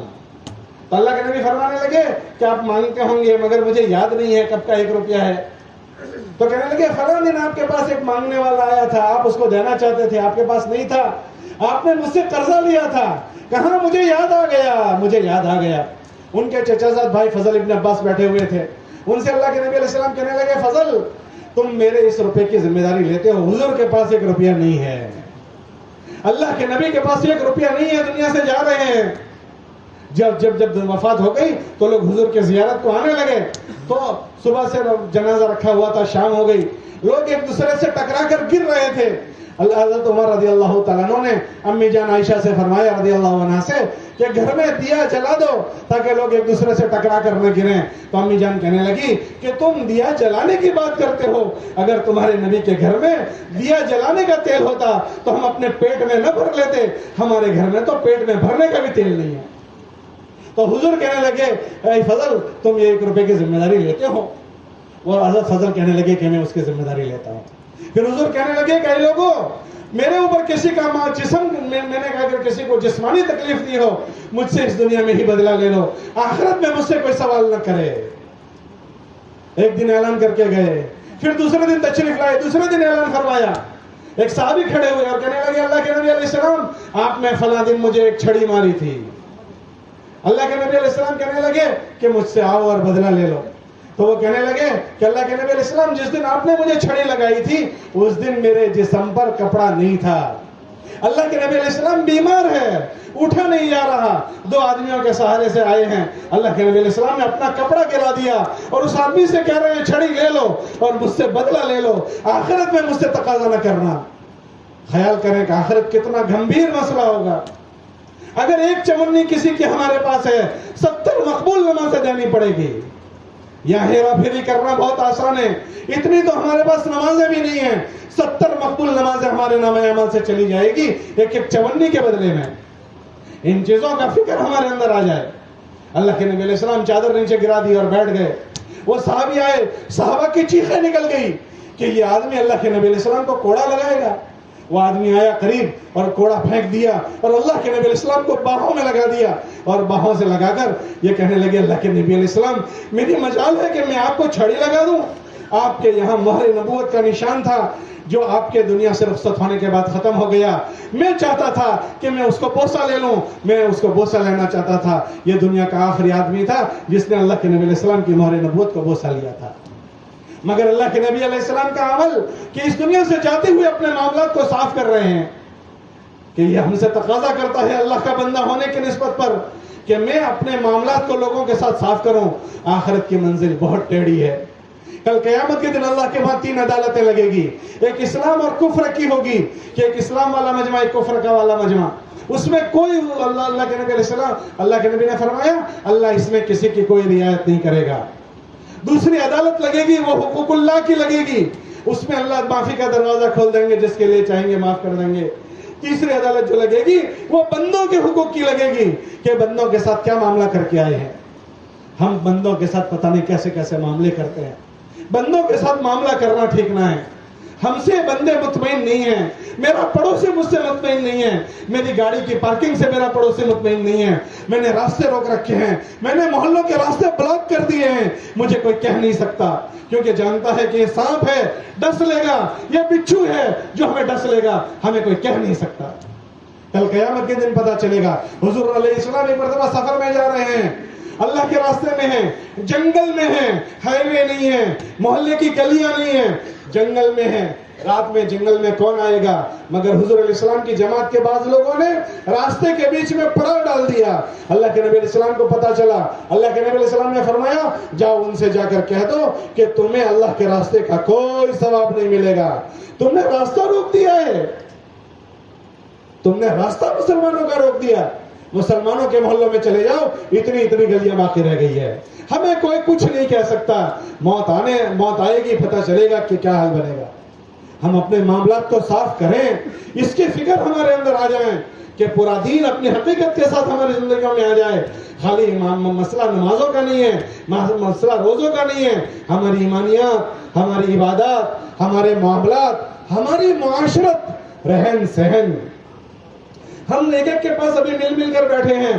قرآن میں اللہ فرماتے ہیں تھوڑی دیر کے لیے بھی تمہارے پاس کوئی پڑوسی آ کر بیٹھا ہے اس کا بھی تم پر حق بن جاتا ہے. وَالصَّاحِبُ بِالْجَنْبِ, کہ تمہارے پاس بیٹھنے والے کو تم سے تکلیف نہ پہنچے. تو پھر میرا ہمیشہ کا پڑوسی, میرے محلے کا پڑوسی, میرے مسجد کے پڑوسی اور میرے ساتھ رہنے اڑوسی پڑوسی میرے ساتھ مجھ سے مطمئن ہے یا میرے سے تکلیف میں ہے. اللہ کے نبی علیہ السلام نے فرمایا, ابو داؤد شریف کی روایت ہے, واللہ لا یؤمن, خدا کی قسم وہ مومن نہیں ہے. پھر دوبارہ فرمایا واللہ لا یؤمن, خدا کی قسم وہ مومن نہیں. پھر تیسری مرتبہ فرمایا واللہ لا یؤمن, خدا کی قسم وہ مومن نہیں. اللہ کے نبی علیہ السلام کا تو خالی ایک مرتبہ کہنا بھی بہت بڑی بات ہے. حضور 3 مرتبہ فرما رہے ہیں وہ مومن نہیں ہے, اور پھر قسم کھا کر فرمایا وہ مومن نہیں ہے. صحابہ ہل گئے کہ کون ہوگا ایسا بدبخت کمینہ کہ جس کے لیے حضور 3 مرتبہ فرما رہے ہیں. فرمایا قیل من یا رسول اللہ, اللہ کے نبی علیہ السلام آپ کس کے لیے فرما رہے ہیں وہ مومن نہیں ہے؟ قیل من یا رسول اللہ، تو اللہ کے نبی علیہ السلام نے فرمایا جس کا خلاصہ ہے قال من لا یأمن جارہ بوائقہ، کہ جس کی ایذا رسانیوں سے اس کا پڑوسی مطمئن نہ ہو، کہ اس کے پڑوسی کو تکلیف نہیں دی ہے، بس اس کے پڑوسی کو خدشہ ہے کہ یہ مجھے کبھی بھی تکلیف دے سکتا ہے، حضور نے فرمایا یہ مومن نہیں ہے، ابھی تکلیف نہیں دی ہے، خالی اس کے پڑوسی کا دل دھڑک رہا ہے کہ یہ میرا پڑوسی کبھی بھی میرے ساتھ کچھ بھی کر سکتا ہے، اگر ایسا پڑوسی کو خدشہ ہے حضور فرماتے ہیں یہ مومن نہیں ہے۔ ہم اپنے رہن سہن کو ٹھیک کریں، یہ مبارک محنت اس کی ہے کہ اس محنت میں لگنے کے بعد ہماری سوچ بدلے، ہماری فکریں بدلے، ہمارے جذبات بدلے، ہماری زندگی جینے کے طور طریقے بدلیں۔ مولانا الیاس صاحب سے پوچھا گیا اس مبارک محنت سے آپ کیا چاہتے ہیں؟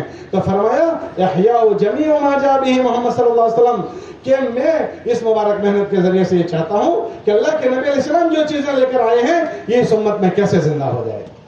خالی چلے کا مسئلہ نہیں ہے، مسئلہ 3 دن کا نہیں ہے، مسئلہ 4 مہینوں کا نہیں ہے۔ ہم کو جو جراثیم لگ گئے ہیں، جراثیم، ان جراثیم نے ہمارے دین کو کھا لیا ہے، ان جراثیم پر دوائی چھڑکنی پڑے گی۔ جیسے لکڑی کے جراثیم، دیمک اور ادھئی لکڑی کو کھا جاتی ہے، اس کو نہیں پتہ چلتا، اندر سے پوری کھوکھلی ہو جاتی ہے۔ اناج کے جراثیم اناج کو کھا جاتا ہے، غلے کو کھا جاتے ہیں، ایسے ان گندے جراثیم نے ہم کو کھا لیا ہے۔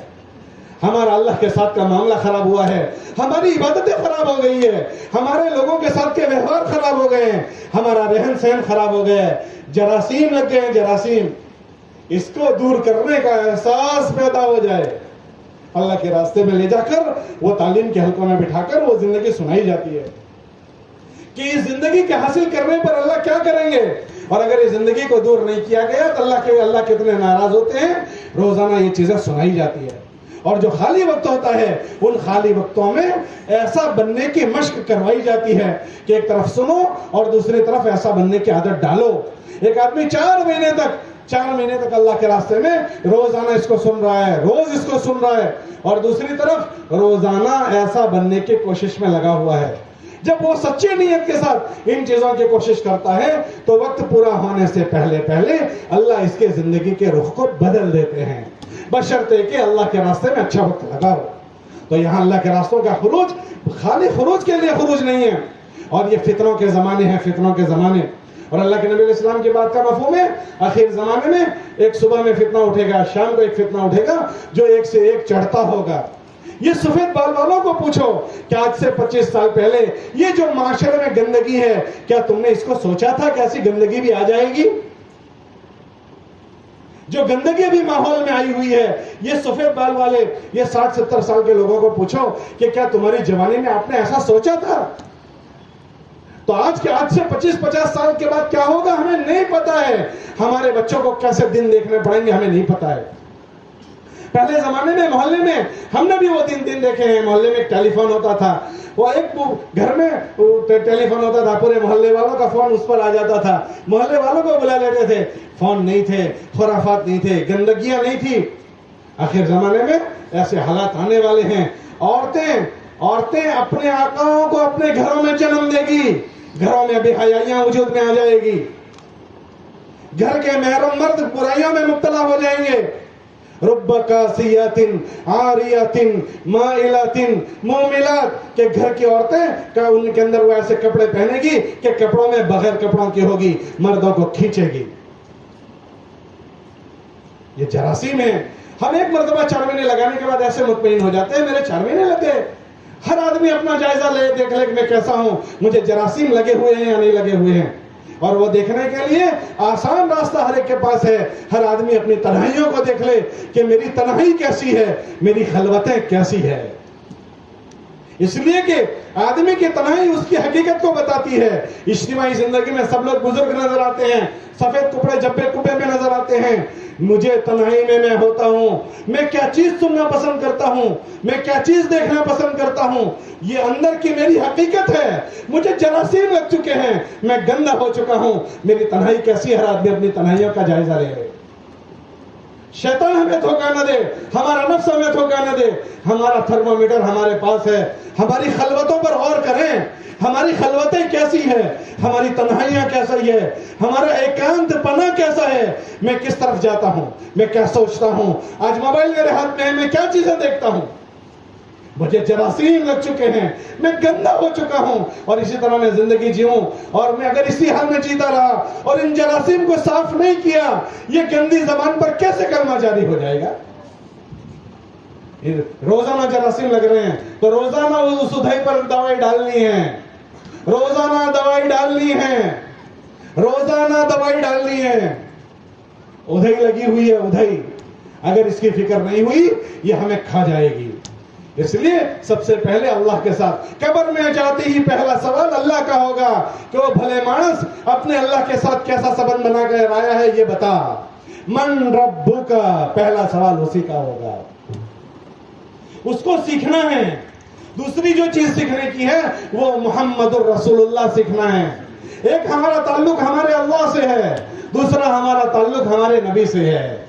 ہمارے نبی سے ہمارے دو سبند ہیں. جیسے اللہ کے ساتھ دو رشتے ہیں، ایک ہمارا رشتہ بحیثیت مخلوق ہونے کے ہیں، اور ایک ہمارا رشتہ اللہ کے ساتھ بحیثیت بندہ ہونے کے ہیں. ایسے ایک ہمارے نبی کے ساتھ ہمارا رشتہ بحیثیت ہمارے نبی کو ہم نے نبی مانا ہے اس کا ہے، اور ایک رشتہ ہم نے اپنے نبی کو آخری نبی مانا ہے اس کا ہے. دونوں رشتوں کے سبند الگ الگ ہیں، دونوں رشتوں کے تقاضے الگ الگ ہیں. ہم نے اپنے نبی علیہ السلام کو نبی مانا ہے، اس کا مطلب یہ ہوگا کہ میں سر کے بالوں سے لے کر پیر خیر ناخن تک میں محمدی نظر آؤں. محمدی، میں پتہ نہیں کیسا کیسا نظر آتا ہوں. اگر مجھے نام نہ پوچھے تو مجھے پتہ نہیں چلتا کہ میں مسلمان ہوں، میں کیسا محمدی ہوں. میرے بال پتہ نہیں کس کی شکل کے ہیں، میرا چہرہ پتہ نہیں کس کی شکل کا ہے. اللہ کے نبی علیہ السلام کے پاس ایک آدمی آیا، ایک ڈیلیگیشن آیا، یہود کا ڈیلیگیشن تھا. ان کے چہرہ پر داڑھیاں نہیں تھی. اللہ کے نبی علیہ السلام کے پاس پہنچا، حضور نے ان کے چہرے دیکھنا پسند نہیں کیا، اپنا چہرہ یوں پھرا لیا. وہ وفد آیا اور اس طرف کھڑا ہو گیا، حضور نے وہاں سے یوں چہرہ پھرا لیا، اس کو دیکھنے کو پسند نہیں کیا. میں سوچوں کہ میری شکل و صورت کیسی ہے، میرا لباس کیسا ہے، میری رہنی کرنی کیسی ہے. اگر اس حال میں موت آ گئی، قبر میں جانے کے بعد اللہ کے نبی علیہ السلام کا چہرہ دکھایا جائے گا، کیا میرے نبی مجھے چہرے دیکھنے کو پسند کریں گے؟ میں کس کو راضی کرنے کے لیے محمد رسول اللہ کو ناراض کر رہا ہوں؟ لوگ مجھے یہ چہرہ اچھا لگتا ہے، مجھے یہ شادی اچھی لگتی ہے، مجھے منگنے کے یہ طریقے اچھے لگتے ہیں. میں نے شادی میں سے نبی کو نکال دیا، ان رشتوں میں سے نبی کو نکال دیا، لباس میں سے نبی کو نکال دیا. تو میں اللہ کے نبی علیہ السلام کے قبر میں جانے کے بعد دوسرا جو سوال ہوگا وہ محمد الرسول اللہ کا ہوگا. مجھے اللہ کے نبی علیہ السلام کا اگر چہرہ دکھایا گیا تو کیا اللہ کے نبی علیہ السلام مجھے دیکھیں گے یا مجھ سے چہرہ پھیر لیں گے؟ میں کس کو راضی کر رہا ہوں؟ میں کہتا ہوں مجھے سب سے زیادہ لاڑ پیار محمد رسول اللہ سے ہے. یوں لکھا، ان المحب لمن يحب مطیع، جس سے جس کو محبت ہوتی ہے اس کی اسٹائلیں بناتا ہے. تو کیسا بھلا آدمی ہے، میں کیسا آدمی ہوں کہ محمد رسول اللہ سے محبت کی بات بھی کرتا ہوں. میرے بال بھی ان کی طرح نہیں، میرا چہرہ بھی ان کی طرح نہیں، میری رہنی کرنی بھی ان کی طرح نہیں، میرے بچوں کی شادیاں بھی ایسی نہیں، میرے گھر کی ڈیزائن بھی ایسی نہیں، اور میرے بچوں کی رخصتی بھی نہیں، لباس بھی میرے بچوں کی ایسی نہیں. میں کیسا محمد ہوں؟ یہ چیزوں کی فکر زندگیوں میں لانا ہے. بھاری پڑ جائے گا. کل قیامت کے دن حضور کے علاوہ کوئی سفارشین نہیں ہوگا. یہ اولادیں جن کے لیے ہم یہ سب کچھ کر رہے ہیں، ہمارے نبی علیہ السلام نے فرمایا ہر آدمی کی اولاد یا تو اس کے لیے جنت ہے یا اس کے لیے جہنم ہے. ہر آدمی اپنی اولاد کا سوچ لے کہ میں نے ان کو کیسا پالا ہے، کیسا پوسا ہے، کیسا پروان چڑھایا ہے. کیا میری اولاد میرے لیے آج مر جاؤں تو میرا ذخیرہ بنے گی یا میرے لیے وبال جان بنے گی؟ ہر آدمی سوچ لے. میں نے جو زندگی جی ہے، میں نے جو اپنا رنگ ڈھنگ بنایا ہے، اگر آج میری موت آ گئی اسی شکل میں، ہر آدمی کو یہ سوچنا چاہیے. جب گناہ میں ہو تو سوچنا چاہیے، جس حال میں اس حال میں سوچنا چاہیے. اگر اسی حال میں موت آ گئی تو میرا کیا حال بنے گا؟ شیطان ہم کو امیدیں دلاتا ہے، ابھی تجھے بہت لمبا جینا باقی ہے، ابھی نہیں بعد میں توبہ کر لیں گے، ابھی نہیں بعد میں بدل جائیں گے، ابھی نہیں بعد میں ٹھیک ہو جائیں گے. اور وہ ہونے نہیں دیتا، اور اس سے پہلے موت آ کر اٹھا کر لے کر چلی جاتی ہے. ہم نے اپنے نبی کو نبی مانا، اس کا تقاضا یہ ہے کہ ہم اپنی زندگیوں کو محمد الرسول اللہ کے تابع کریں اور اپنی اولادوں کو محمد الرسول اللہ کے تابع بنائیں.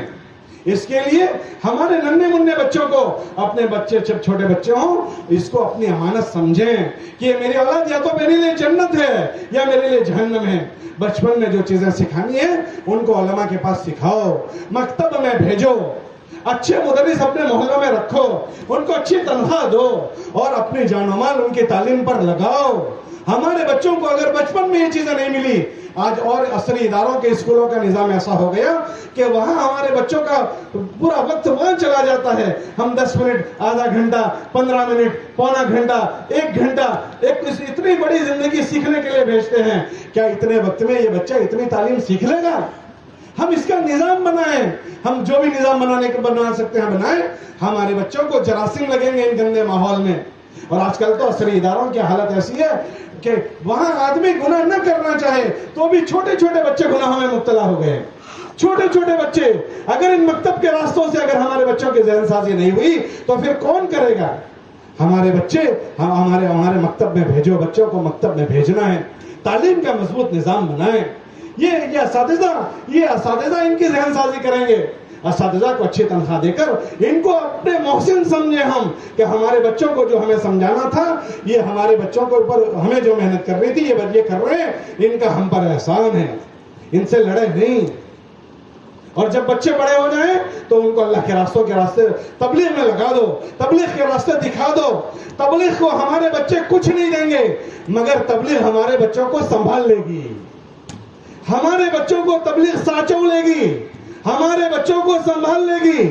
میں اپنے بچوں کو نہیں سنبھال سکتا، آپ سوچ لو کہ کیا میرے پاس وہ ماحول ہے، گھر میں میرے محلے میں وہ ماحول ہے؟ ہمارے کاروبار کی شکلوں میں سے بچوں کو بھیجنے کو بوجھ نہ سمجھو کہ ہمارے کاروبار میں کوئی بیٹھنے والا نہیں ہے۔ اگر ہم نے ان بچوں کو اللہ کے راستوں میں نہیں بھیجا تو یہ گندی فضائیں ان کو گندا کر دے گی۔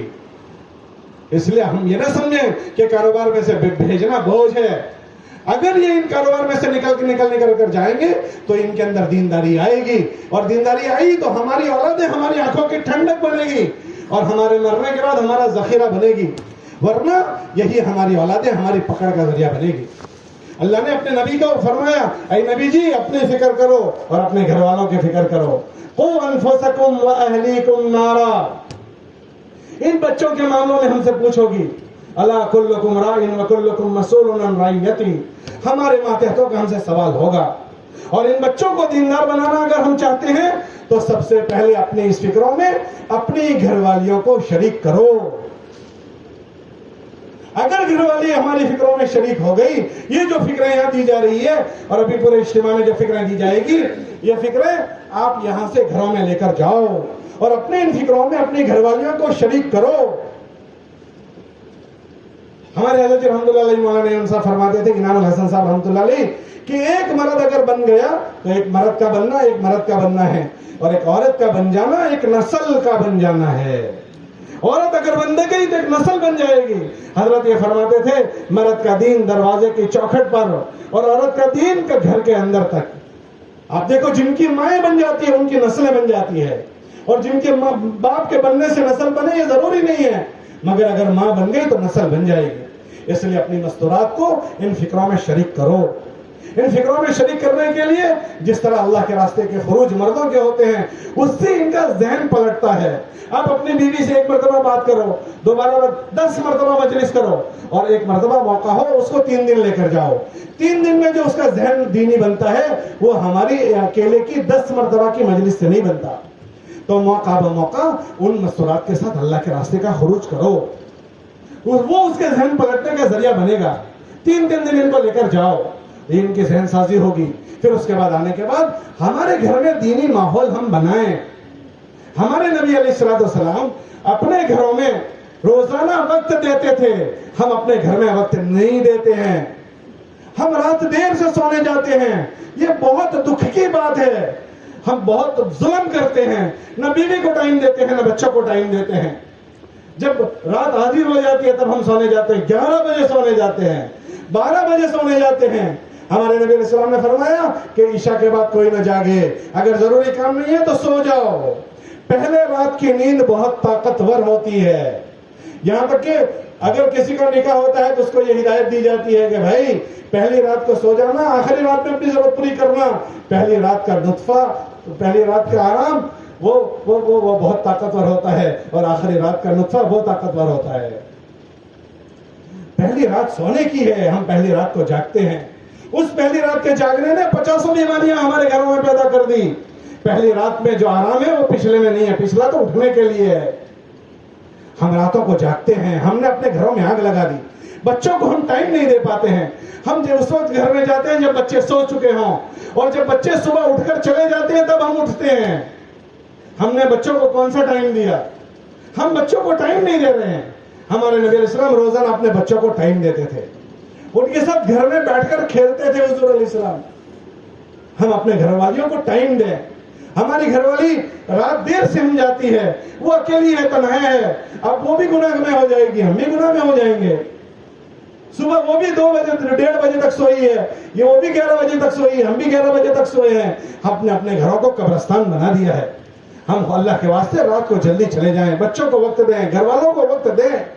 ہماری بیویاں ہماری فکروں میں شریک نہیں ہوئی ہے. ہم گھر والوں کو، اللہ کے نبی علیہ السلام روزانہ 2 مرتبہ، ان کی 11 بیویاں تھیں، 11 کی 11 بیویوں کے پاس روزانہ 2 مرتبہ ملاقات میں جاتے تھے. اشراق تک مسجد میں بیٹھتے تھے، اور اشراق کے بعد دروازے پر کھڑے کھڑے سب کی ملاقات کرتے تھے. کیا حال ہے؟ خیریت ہے؟ طبیعت ٹھیک ہے؟ کیونکہ اب اس کے پاس تو 11ویں دن کے بعد نمبر لگے گا، تو کیا 11 دن تک چھوڑے رکھیں گے؟ روزانہ خبر پوچھتے تھے. اور روزانہ عصر کے بعد اللہ کے نبی علیہ السلام کسی ایک گھر والی کے گھر میں قیام فرماتے تھے. دوسری گھر والیاں حضور کو ملنے کے لیے اس گھر والی کے گھر میں آتے تھے. ساری گھر والیاں حضور کے پاس آتی تھی. ہم اپنے بیویوں کو ٹائم نہیں دیتے، بچوں کو ٹائم نہیں دیتے ہیں. اللہ کے واسطے رات کے جاگنے کو ہم ختم کریں. ہماری بیوی اور بچے ہمارا یا تو جنت ہے یا جہنم ہے. ہماری اپنی بیویوں کو اپنی فکروں میں شریک کریں. بیوی اگر دینی فکر کی ہو گئی تو وہ ہمارے بچوں کو سنبھال لے گی. اس کے لیے گھر میں ہم اپنی بیویوں کے ساتھ اچھے انداز سے پیش آئیں، نرم رویوں سے پیش آئیں، ان کو اپنی فکروں میں شریک کریں. گھر میں اعمال کا ماحول بنائیں، گھر میں تعلیم کا ماحول بنائیں. ہمارا گھر ہوٹل بنتا ہے، ہمارا گھر لاج بنتا ہے. ہمارے گھر میں 24 کلاک میں 24 گھنٹے میں 5 منٹ اللہ رسول کی بات نہیں ہوتی. اگر ہمارے گھروں میں 5 منٹ بھی اللہ رسول کی باتیں نہیں ہوگی تو پھر ہمارے گھروں سے ہماری مستورات اور بچوں کو دین کیسے ملے گا؟ اس لیے گزارش ہے کہ اپنی بیویوں کو اپنی فکروں میں شریک کرو. اور وہ شریک کرنے کے لیے 2-3 گھنٹے کی تقریریں نہیں کرنی ہیں. پیار محبت کے ساتھ ان کے ساتھ پیش آنا. اللہ کے نبی، اللہ نے قرآن میں فرمایا ان کے ساتھ اچھے رویوں سے پیش آؤ. یہ دنیا کا سب سے پہلا رشتہ ہے، بیوی سب سے پہلا رشتہ. اللہ نے آدم کے ساتھ ان کی بیوی کو بنایا، اور دنیا کا آخری رشتہ وہ بھی بیوی ہے. جنت میں اس کے ساتھ جاؤ گے. یہ لڑنے کا رشتہ نہیں ہے، جب دیکھو تب لڑائی، جب دیکھو تب لڑائی. یہ لڑنے کے رشتے نہیں ہیں، یہ پیار محبت دینے کا رشتہ ہے. کڑوی دوائی ہوتی ہے تو حکیم صاحب اس کو شہد میں ملا کر دے دیتے ہیں تاکہ اتر جائے. یہ انگریزی دوائیوں والے کڑوی دوائی کو کیپسول میں بھر کے دیتے ہیں. ہمیں اپنی فکروں میں عورتوں کو شریک کرنے کے لیے میٹھا انداز ان کے ساتھ اختیار کرنا ہے تاکہ ہماری عورتیں ہماری ان باتوں کو لے لیں. ہم ان کو محبت دینے کے لیے ہوٹلوں میں لے جاتے ہیں. ہوٹلوں میں لے جانا یہ محبت دینا نہیں ہے. یہ ہوٹلوں کا کھانا ہمیں نہیں پتا کیسا کیسا کھانا ہے، کن ہاتھوں نے بنایا ہے ہمیں نہیں پتا ہے. ہم ہوٹلوں میں چلے جاتے ہیں، پارٹیوں میں چلے جاتے ہیں. اللہ نے نبیوں کی جماعت سے فرمایا، یہ نبیوں کی جماعت اپنی غذا کو پاکیزہ غذا بناؤ، پاکیزہ غذا میں سے کھاؤ. یا ایھا الرسل کلوا من الطیبات. حلال الگ چیز ہے، پاکیزہ ہونا الگ چیز ہے. یہ ہوٹلوں میں پتہ نہیں کیسے کیسے لوگوں کے ہاتھ سے کھانے بنتے ہیں. اب ہماری بیوی امید سے ہے، اب اس کو ہم باہر لے کر پھر رہے ہیں. اب اس کی آنکھیں گندا دیکھ رہی ہے، گندا سن رہی ہے، اور اس کے پیٹ میں بچہ بھی بن رہا ہے. اب پیٹ میں بچہ بھی بن رہا ہے، اور بیوی کی آنکھیں گندی ہو گئی، بیوی کے کان گندے ہو گئے، اس کی غذا گندی ہو گئی. پھر ہم دعا کرتے ہیں کہ اللہ پاک اس بچے میں جنید بغدادی پیدا کر دے. یہ پورا مشین خراب ہو گیا ہے، اس میں چھپنے والا بچہ کیسا چھپے گا؟ اپنے گھروں کی غذا بنانے کی، کھانے کی عادت ڈالیں. گھروں میں پکایا ہوا کھائیں. ہماری بوڑھی عورتوں نے ہمیں گھر کا پکایا ہوا کھلایا ہے. یہ تیار کپڑے نہ پہنے. ہماری مستورات کو ہم گھر میں کپڑے سینا سکھائیں. پہلے زمانے میں عورتیں، بڑی عورتیں عورتوں کے کپڑے گھر میں سیتے تھے، تیار نہیں لاتے تھے، ڈریس نہیں لاتے تھے. علماء نے لکھا عورت کا نام بھی پردہ ہے، عورت کے نام کو بھی چھپاؤ. اس کے کپڑوں کو گھر کی بالکنی میں نہ لٹکاؤ. اس کی بالکنی میں لٹکے ہوئے کپڑے دیکھے تو جس کے دل میں بیماری ہوگی وہ دیکھے گا اچھا کپڑے ایسے ہیں تو کپڑے والی کیسی ہوگی. اللہ نے اپنے نبی کی عورتوں سے فرمایا کہ تمہارے دروازوں پر آنے والوں کے ساتھ تم نرم لہجوں سے بات نہ کرو. جس کے دل میں بیماری ہوگی اس کے دل میں بیماری بڑھ جائے گی. نرم لہجوں سے باتیں نہیں کر رہی ہیں. اللہ نے قرآن میں کتنے مردوں کا ذکر کیا، عورتوں کا ذکر کیا تو یہ فرمایا عورتیں نام نہیں لیے. پورے قرآن میں ایک عورت کا نام لیا ہے، خالی مریم کا، ورنہ کسی عورت کا حضور کی گھر والیوں کا نام نہیں لیا. یہ کہا اے نبی کی گھر والیوں، اے نبی کی عورتوں کے نام. عورت کے نام میں بھی کشش ہے.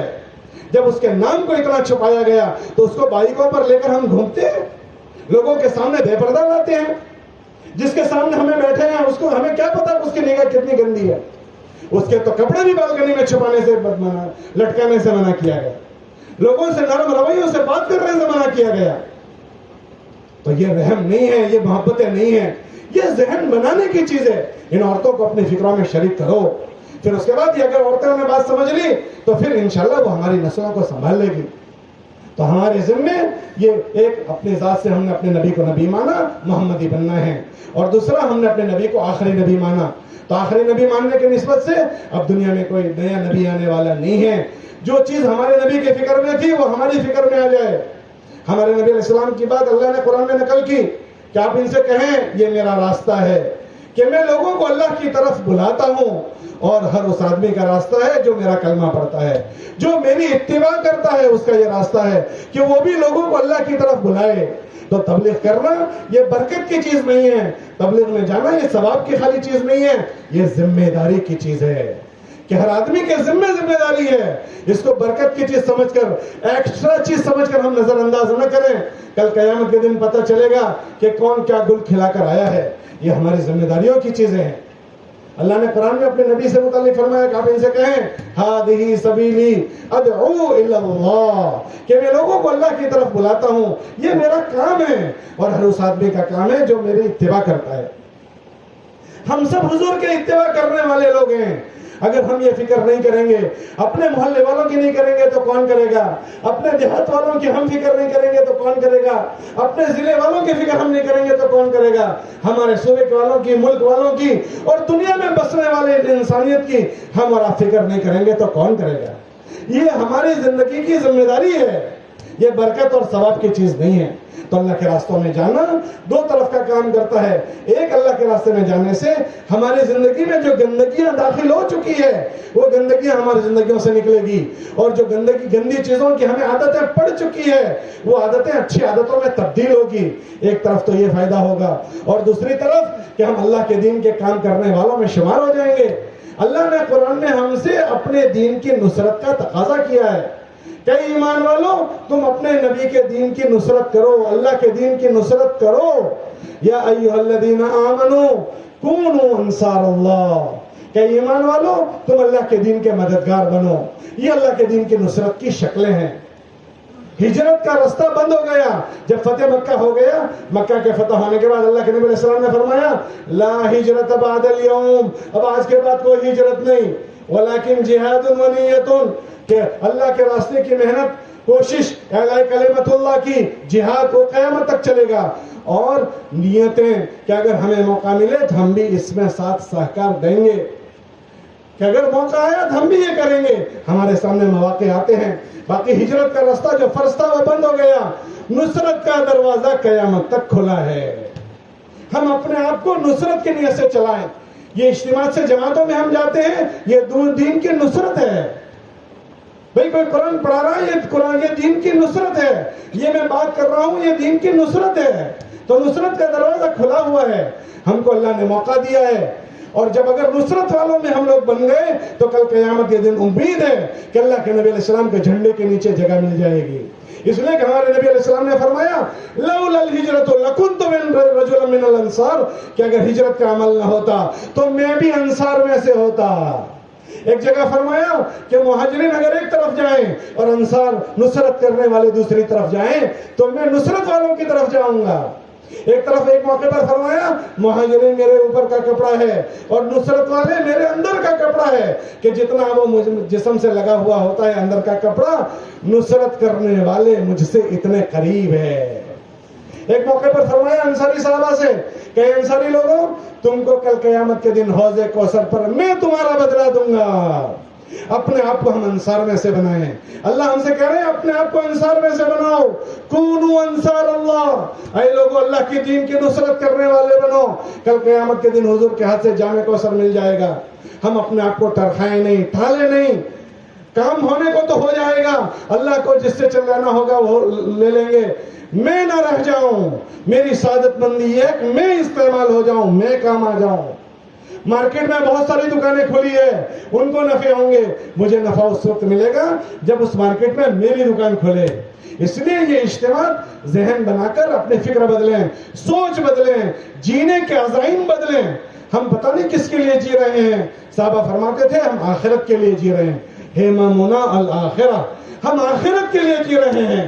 اور جب آخرت کے لیے جی رہے ہیں تو آخرت بنانے کے لیے جو کر سکتے ہیں سب کریں گے. جان لگانی پڑے گی تو جان لگائیں گے، مال لگانا پڑے مال لگائیں گے، اور اگر جذبات قربان کرنے پڑے تو جذبات کو قربان کر دیں گے. اور آخرت کے لیے وطن چھوڑنا پڑے تو آخرت کے لیے وطن کو چھوڑیں گے. حضرات صحابہ مکے کو چھوڑ کر مدینے گئے ہیں. گاؤں چھوڑنا آسان نہیں ہوتا، محلہ چھوڑنا آسان نہیں ہوتا، گھر چھوڑنا آسان نہیں ہوتا. صحابہ نے اپنوں کو چھوڑ دیا، اپنوں کو چھوڑ دیا اللہ کے آخرت بنانے کے لیے. جب بدر کا معرکہ ہوا ہے، بدر کا معرکہ، بدر کے معرکے میں، بدر میں شریک ہونے والوں کے اللہ نے جو فضائل رکھے ہیں، ایسے فضائل ان کے بعد کی لڑائیوں میں شریک ہونے والوں کو نہیں ملے ہیں. تو بھئی کیا بات ہو گئی، بدر والوں نے ایسا کیا کام کیا کہ اللہ کے لیے وہ کر کے بتایا جو ایسا کبھی کسی نے نہیں کر کے بتایا. کیا ہوا تھا کہ جب اللہ کے لیے کرنے کی بات آئی تو یہ مسلمانوں کی جماعت نکلی ہے اللہ کے نبی کے ساتھ، اور جن سے لڑا جا رہا ہے وہ کون ہے کہ اللہ کے نبی یہاں ہے اور سامنے چچا ہے. کہ انہوں نے لڑ کے بتا دیا کہ چچا نمبر 2 پر، اللہ کا نبی 1 پر.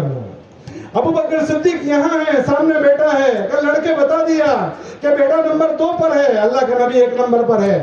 ابو عبیدہ یہاں ہے، سامنے ابا جی ہے، لڑ کے بتا دیا کہ ابا جی نمبر 2 پر ہے، اللہ کا نبی نمبر 1 پر ہے. مصعب ابن عمیر یہاں ہیں، بھائی وہاں ہیں، کہ لڑ کے بتا دیا کہ بھائی نمبر 2 پر ہے، اللہ کا نبی نمبر 1 پر ہے. اللہ قرآن میں فرماتے ہیں اے لوگوں، تمہارا نبی تمہارے لیے تمہاری جان سے بھی پہلے ہے. بھائی امی ابا تو نمبر 2 کی بات، نبی تمہاری ذات پر بھی پہلے ہے.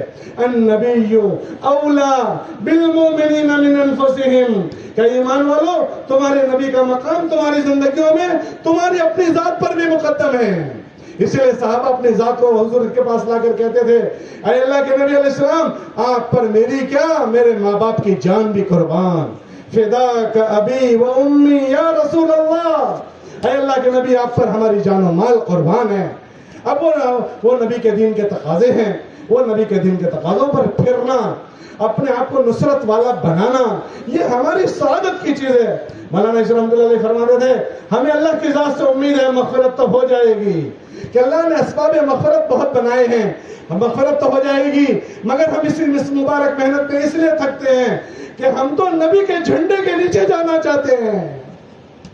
ہم خالی مغفرت ہونے پر راضی نہیں ہیں، ہم تو ہمارے نبی کے جھنڈے کے نیچے. جب ہمارا نبی جائے گا مہاجرین کی جماعت کو لے کر اور انصار کی جماعت کو لے کر، تیسری کوئی جماعت نہیں ہوگی. کہ اللہ کرے کہ اس جماعت میں ہمارا بھی حصہ ہو جائے، اور جب اللہ کے نبی کے جھنڈے کے نیچے مہاجرین اور انصار کا قافلہ جائے تو اللہ کرے ہم بھی ان انصاری صحابہ میں ہو جائیں. اس لیے ارادے کرو، نیتیں کرو کہ اپنی سوچ بدل لیں، اپنی فکریں بدل لیں، اپنی زندگیاں جو غلط رخ پر جا چکی ہے اس کو صحیح رخ پر لانے، جو جراثیم لگ چکے ہیں اس کو دھونے، اور ایک آخرت بنانے کے عزائم کے ساتھ، اللہ کے دین کی نصرت کرنے کی نیت کے ساتھ انشاءاللہ اس اجتماع سے ہم 4 مہینے نقد جائیں گے. ارے بھائی جاؤ گے؟ ارے بھائی جاؤ گے اور نیت کرو کہ انشاءاللہ موت تک ہم اپنے نبی کے دین کا ساتھ دیں گے.